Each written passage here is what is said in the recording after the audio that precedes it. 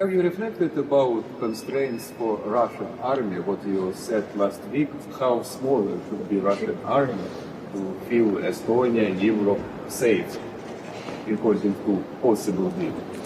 Well, in general, we don't think it's right to go into, sovereign countries' decisions, how big is their army. But my point was that if there's going to be a pressure on Ukraine's army that hasn't invaded anybody, then there should also be pressure on Russian army. And really, the Russian army is the one that is actually a risk to everybody. And I'm not talking about European countries, but all the neighboring countries of Russia.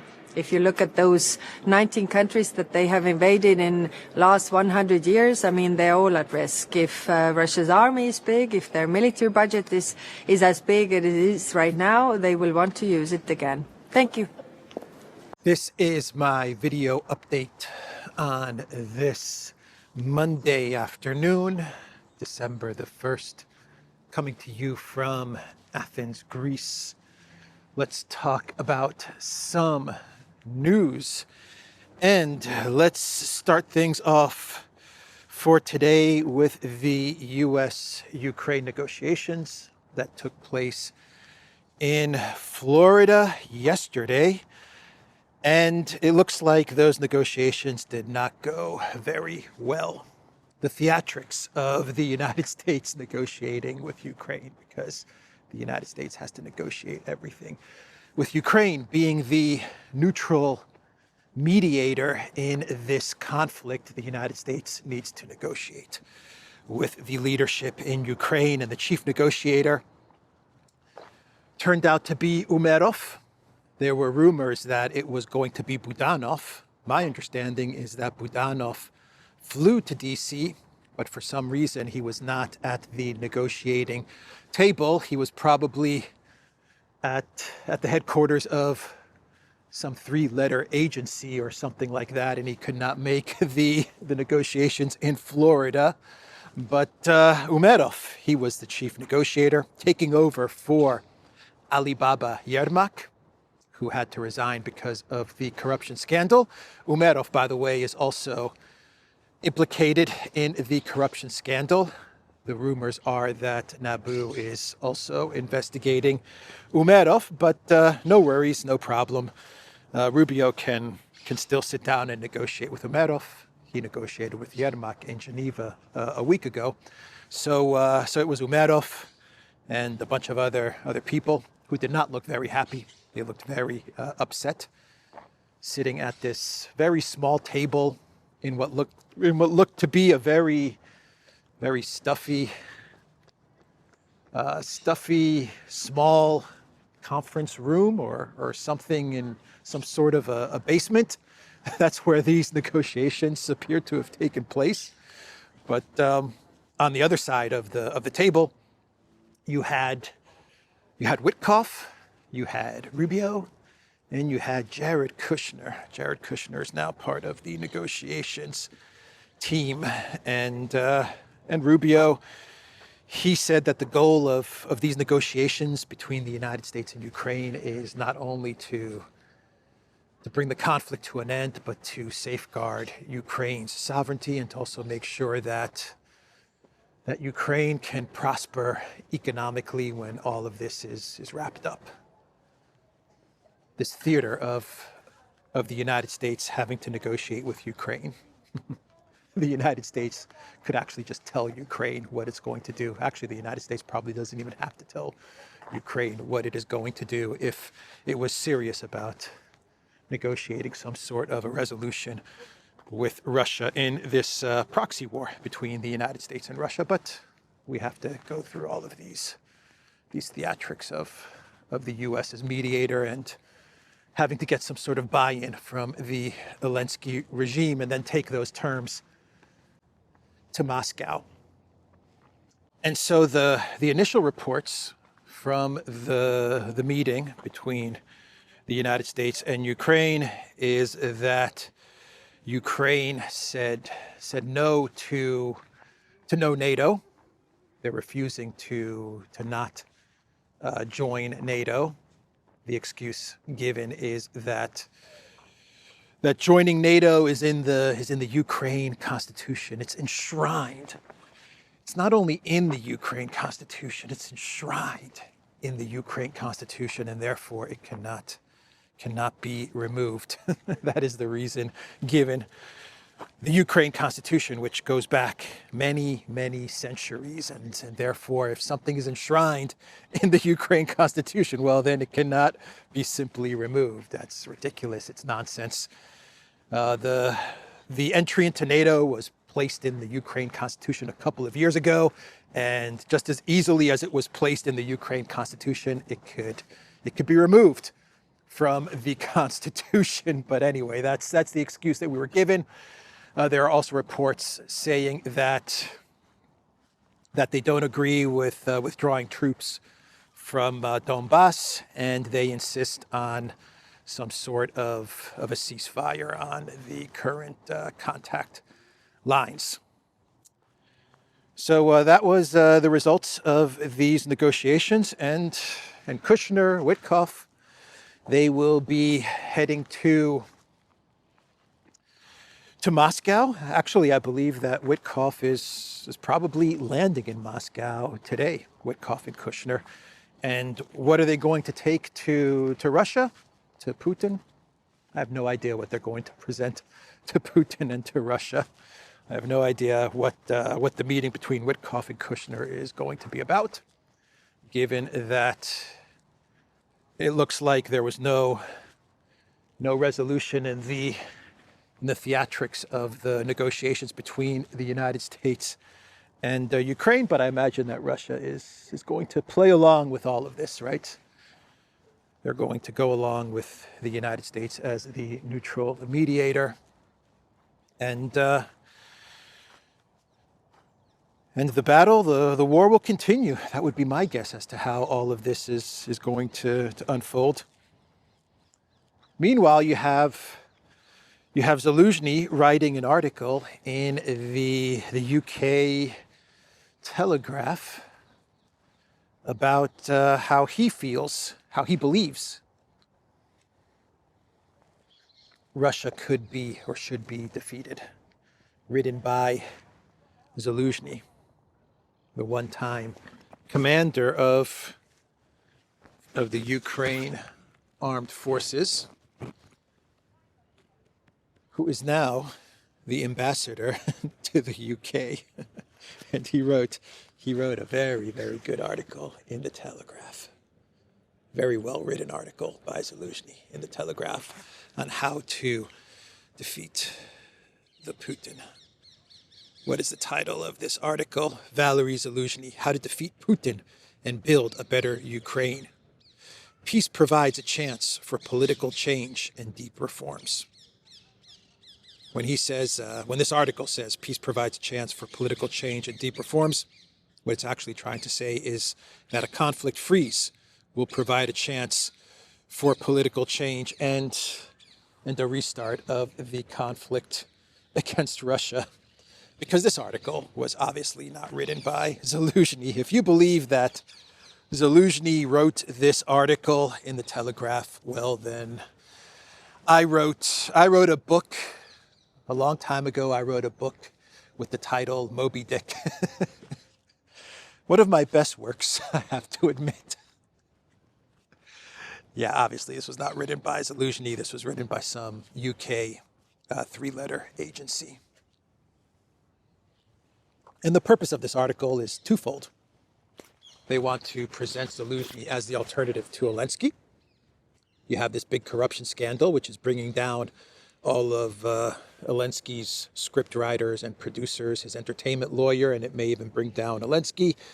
And, you know, this is really cramping the style of the grift, right? The washing machine is starting to slow down because of this corruption scandal, because the citizens of the collective West are starting to question where the $400 billion to Project Ukraine went. If 100 million was stolen, what about all the other money, all the other billions that we sent to Ukraine? Was some of that stolen as well? And so this is slowing down the washing machine. And so the thinking is that, you know what? let's line up an alternative, perhaps a former commander of the armed forces, and this will provide the illusion that we've dealt with the corruption. We've even removed the head of office, Churchill himself, Zelensky. He's even been removed in order to deal with the corruption, so we can start to spin the washing machine again. We've dealt with the corruption issue, so we can start to send money to Ukraine, and citizens don't need to be worried about where the money is going towards. So that's one of the reasons that you had this article, and the other reason is to prop up Zaluzhny, to introduce Zaluzhny as the possible next leader for Ukraine. He's the choice of some of the deep state in the collective West to take over for Zelensky. Perhaps Commander Zaluzhny could turn the tide of the conflict in Ukraine. Perhaps what you need is a new face in order to get some more wonder weapons from the Trump White House. So let's bring in the former commander of the Ukraine military, who was, to be fair and objective, who was a failed military commander. I've never understood the myth surrounding Zaluzhny. He was fired by Zelensky, or he quit, forced out of office by the Green Goblin. He was a failed military commander. I mean, he got spanked in the 2023 super duper summer counteroffensive that offended me and offended you and offended everybody. And then he was vanquished to the UK, where he became the Ukraine ambassador to the UK, and the collective West media, including the BBC and the Wall Street Journal, claim, this is not me, they claim that Zaluzhny was the mastermind behind the Nord Stream pipeline sabotage. So I've never understood the hype surrounding Zaluzhny, but awful. Someone dumped their Gouda cheese.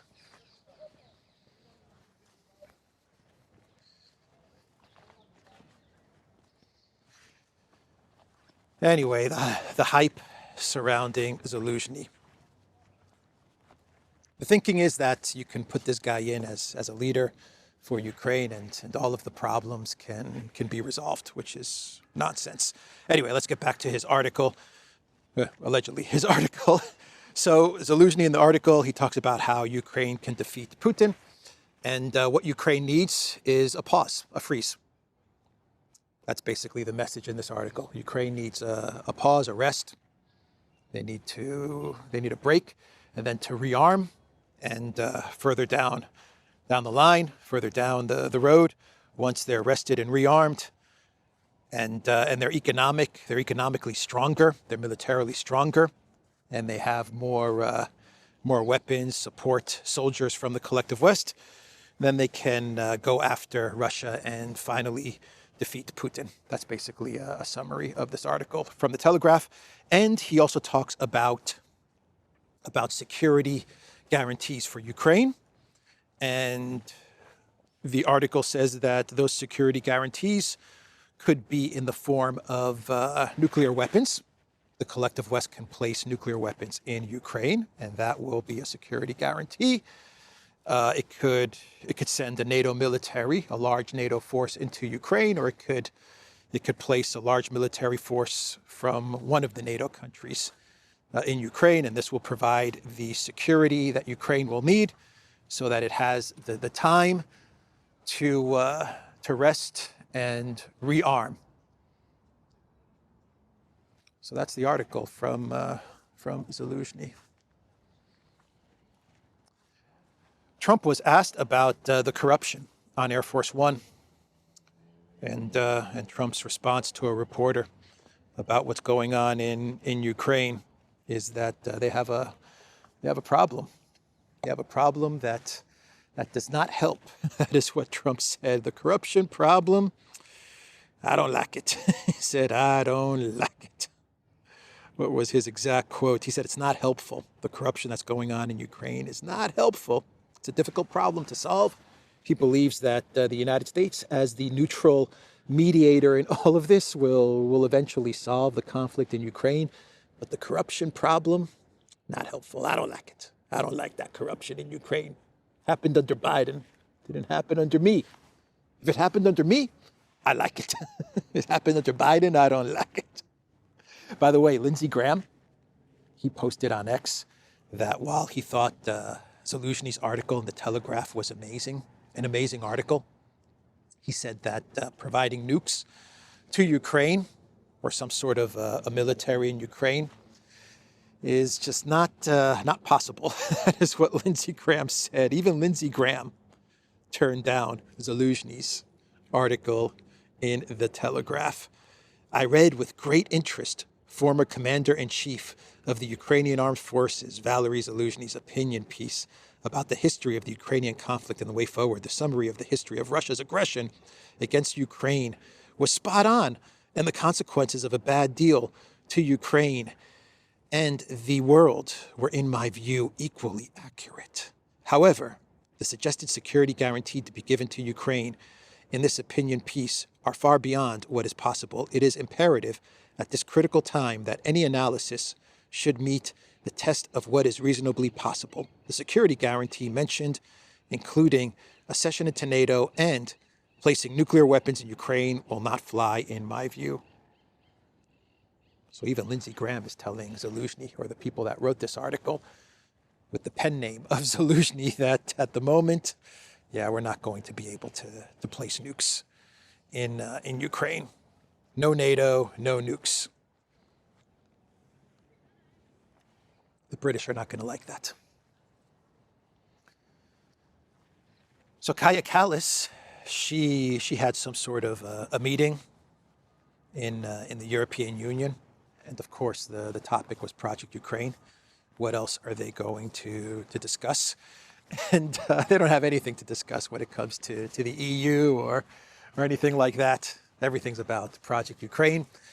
And Kaja Kallas's statement was that Russia is the aggressor, that Russia doesn't want peace, that the collective West needs to provide more money, more weapons, needs to escalate more in order to bring Russia to a position where it has to come to the negotiating table, which is a lie, because Russia has always been ready and willing to negotiate.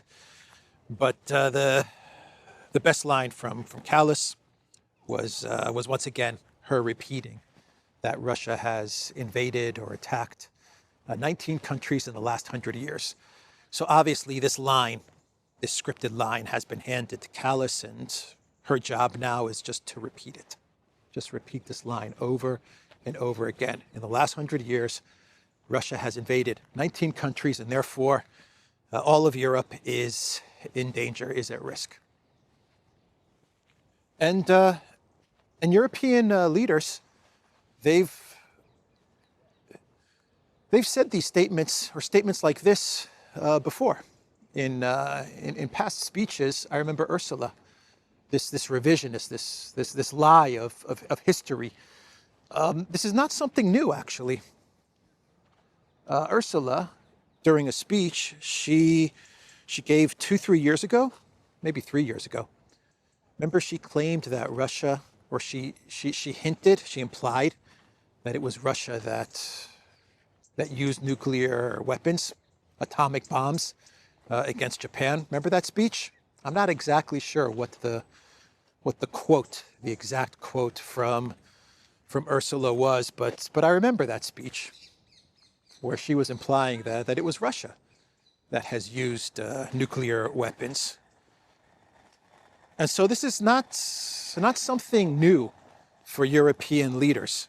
Of course, the EU, Europe, the goal is to get some sort of a conflict with Russia in the next 2-3 years. I mean, they've said as much, right? They've come out and said that our goal is some sort of a conflict with Russia in about 3 years. by 2027, 28 at the latest by 2030. So they are preparing the conditions to get buy-in from citizens, to get citizens in Europe, in EU member states, to actually believe that Russia is the threat and that Russia has invaded 19 countries over the past 100 years. And so why wouldn't Russia just want to make it 20, right? They've invaded 19 countries in the past 100 years. So they're going to try to make it 20 countries. And so Europe is going to have to rearm and prepare for a smash with Russia. So that's the narrative that they want to get out there. And of course, you have the EU and the Ministry of Truth, and they are revising and rewriting history.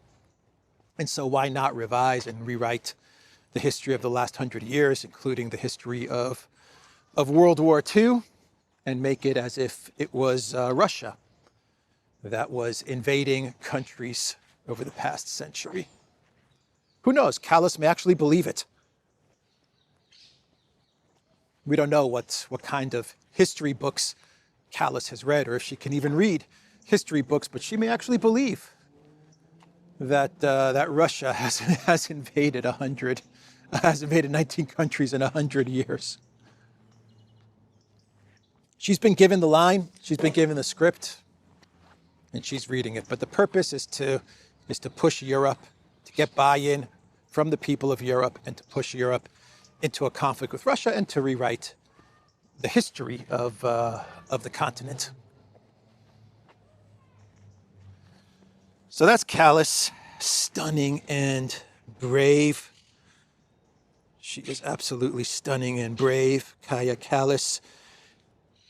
Marco Rubio, he said that after the meeting with Umerov, he said that there's another part to the equation in achieving Ukraine peace, and that part is Russia. So he said Witkoff is going to get on a plane and travel to Russia to speak with the other part of this equation, the United States being the neutral mediator in all of this. So that means that Witkoff and Kushner are going to Moscow, but Rubio is not. At least that's how I took his statement. Which means that Rubio is really not so interested in engaging with Russia, is he? He's just going through the motions, through the theatrics of it all. The Secretary of State, I don't think the Secretary of State for the United States has he traveled to Moscow in this entire process? I don't think he has. Maybe he has. But I think for the time being, it's been Witkoff. Pretty much exclusively Witkoff. 5 or 6 trips to Moscow. So what else? The dirty war continues. Should we talk about the dirty war? Going after pipelines, going after the Caspian pipeline consortium, the project there, going after that. Really pissed off Kazakhstan. They're very upset with this attack on the CPC. You have the attack on the 2 tankers, which happened a couple of days ago. Not Russian tankers. These are third-party country tankers. These aren't tankers that are part of Russia, the Russian Federation, but they are transporting Russian oil, or they were at a Russian port. Right, and that's why you had this attack on these tankers in the Black Sea, which has pissed off Turkey. So now you've pissed off Kazakhstan, you've pissed off Turkey by attacking these commercial tankers in Turkey's EEZ in the Black Sea. And yesterday you had another tanker that was attacked. Another tanker. This tanker was the MT Mersin, off the coast of West Africa in the Atlantic. And there are some reports which say it belongs to the Turkish company Besiktas, Deniz Klik, but sails under a Panamanian flag. I've read other reports which said that the Mersin is actually Panamanian registered, but no, it's a Panamanian registered. The two ships that were attacked in the Black Sea, one that was hit was the Keros, a Cyprus-registered Chinese-owned ship, and the Verat was a ship registered in Gambia. So you go after a Chinese-connected vessel, one registered in Gambia, another connected to Turkey, it seems. You go after the Caspian pipeline and you piss off Kazakhstan. This is the dirty war expanding. Anyway, this is all very bad. I don't like any of it. I don't like it, and I think this needs to end. There has to be some sort of a stop to this. Otherwise, it's going to escalate to a place where this could lead to a bad hot war outcome. India, by the way, in November, they continued to import Russian oil. India's November Russian oil imports set to hit 5-month high. Kepler data shows this is coming from Reuters. So it looks like Trump's plan to break India away from Russia, and all his talk about India stopping its importing of Russian oil and its refining of Russian oil, well, that hasn't come to pass.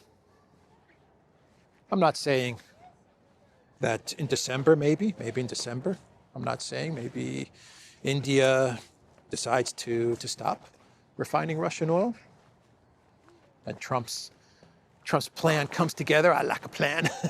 But for the time being, in October and in November, India continues to do what's in its best interests.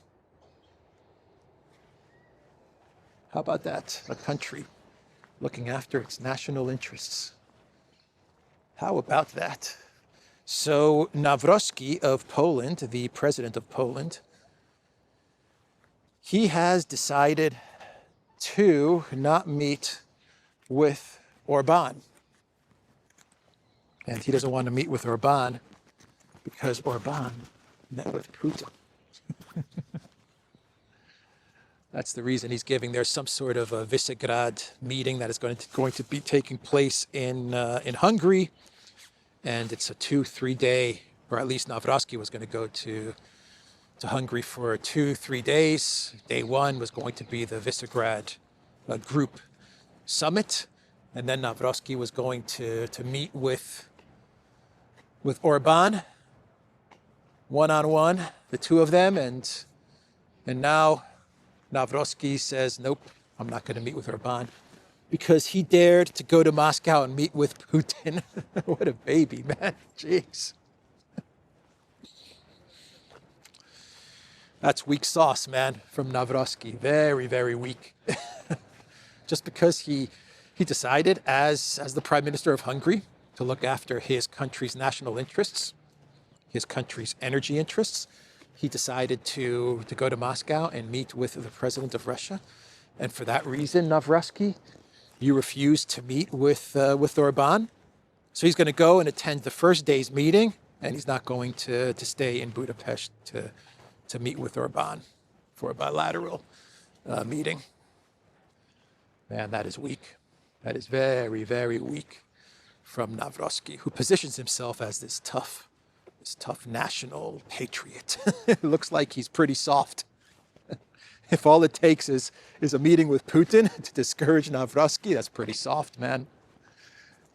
So you have that news as well. And I think we can get into a clown world, but not before we do an update on Venezuela. A lot of stuff going on with Venezuela. You have the Trump unilateral announcement that he is closing the airspace of Venezuela.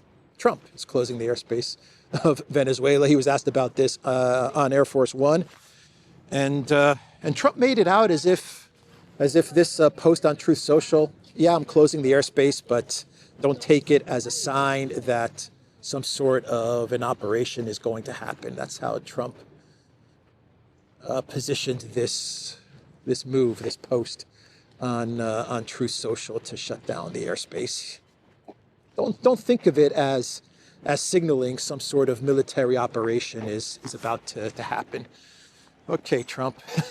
Okay, you're closing down the airspace of another country, and we're just supposed to believe that this is not meant to clear the way for some sort of a military operation. All right, whatever you say.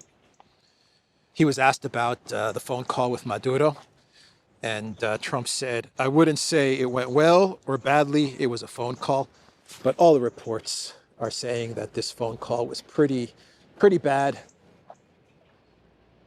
A pretty tense and angry conversation between Trump and Maduro. Trump basically giving Maduro an ultimatum to exit Venezuela, to leave or else. And according to CNN, I don't believe this, but according to CNN sources, Maduro's counter to Trump was that he will leave in a year and a half. Give me a year and a half, and then I will exit. This is according to CNN. I don't buy it, but that is what they are reporting. And so, you know, Trump, he's doing all of this allegedly because of the big drug problem, right? The narco terrorism, cartel, caliphate. What did Lindsey Graham call it in his post from yesterday? A drug cartel caliphate that cooperates with Hezbollah, right? So all of this is being done because of drugs, right? Trump is very concerned with narcotics entering the United States, and they've even put a 50 million bounty on Maduro for being the leader of some sort of drug cartel that doesn't even exist. And then you have Trump yesterday, as he's about to launch some sort of military operation against Venezuela with the excuse that it's all about drugs and narco terrorism.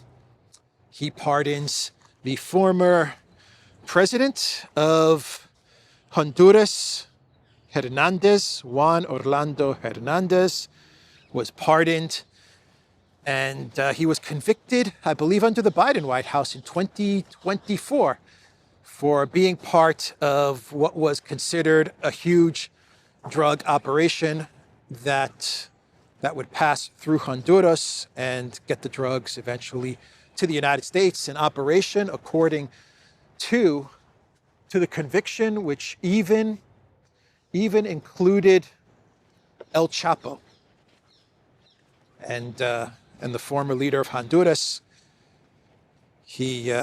When he stepped down from office, he was extradited to the United States, and he was put on trial and convicted, and Trump is pardoning him. And the reason that Trump is pardoning Hernandez is because he claims that the trial, which was instigated under the Biden White House, was phony, though he didn't provide any evidence, any facts as to why the trial from the Biden White House was not legit. That was the reason that he gave for pardoning Hernandez, who the claim is, the conviction is that Hernandez was part of a big drug operation into the United States. The ex-president, whom Trump plans to pardon, flooded America with coke. Juan Orlando Hernandez, whom Mr. Trump called a victim of persecution, helped orchestrate a decades-long trafficking conspiracy. It ravaged his Central American country. Allegedly, this operation was done in cooperation with El Chapo. It was a 20-year operation, allegedly. Well, I don't even know if I should say allegedly. I mean, he was convicted. But we're talking about 400 plus tons of the sugary stuff into the United States. Here's what Trump posted on Truth Social. There's elections which are taking place in Honduras as well. And from my understanding of things, Hernandez is associated with the party that the Trump White House wants to win the elections. And so this is a part of all of this maneuvering, this pardon that took place. But here is what Trump posted on Truth Social. If Tito Asfura wins for president of Honduras, because the United States has so much confidence in him, his policies, and what he will do for the great people of Honduras, we will be very supportive. If he doesn't win, the United States will not be throwing good money after bad, because a wrong leader can only bring catastrophic results to a country, no matter which country it is. Tito will be a great president, and the United States will work closely with him in order to ensure the success with all of its potential of Honduras. Additionally, I will be granting a full and complete pardon to former President Juan Orlando Hernandez, who has been, according to many people that I greatly respect, treated very harshly and unfairly. This cannot be allowed to happen, especially now after Tito Asfura wins the election, when Honduras will be on its way to great political and financial success. Vote for Tito Asfura for president, and congratulations to Juan Orlando Hernandez on your upcoming pardon. Thank you for your attention to this matter. Make Honduras great again. President Donald J. Trump. Those long posts on Truth Social. The text is so small. It's hard to read, man. Hard to read. Anyway, so obviously Venezuela has nothing to do with drugs, right? Otherwise, you would not be pardoning Hernandez. Just the optics, the timing of it is so bad. It is so bad. You're about to launch a military operation. You're calling for regime change based on the narrative that this is all about narcotics entering the United States, and you pardon an individual who was convicted for narcotics into the United States. Even if the conviction, even if this was some sort of a politicized conviction or trial, let's give Trump the benefit of the doubt. Let's say that this was rigged by Biden, right? The timing of it, to do this pardon at the exact time that you're about to do something in Venezuela, and it's all based on narcotics, it looks so bad. I mean, my God, Trump.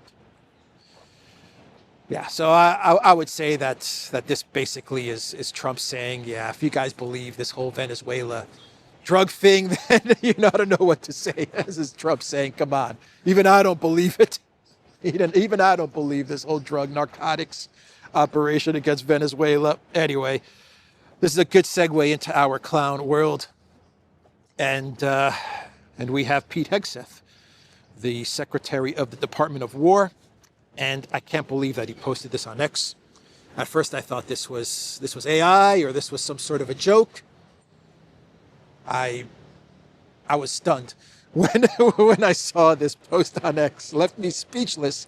I still am kind of speechless, but it's verified. It's from Pete Hegseth, the Secretary of the Department of War. And he posted on X, for your Christmas wish list, Franklin targets narco terrorists, a classic Franklin story. And you can see Franklin shooting the boats. That's the Secretary for the Department of War. Unbelievable. I'm still kind of shocked that this is an adult man, government, U.S. government official, one of the highest levels of the U.S. government, and he's posting this on X. Incredible. So one more clown world. Georgia Maloney. She is now claiming that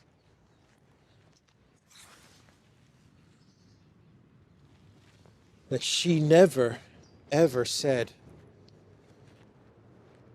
that Ukraine was going to win, that Ukraine was going to achieve victory.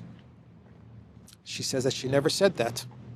Giorgia Meloni claims in the Italian parliament, that she never used the word victory with Ukraine. Instead, there are a series of videos in which she encourages people to bet on Ukraine's victory. Why is she such a liar?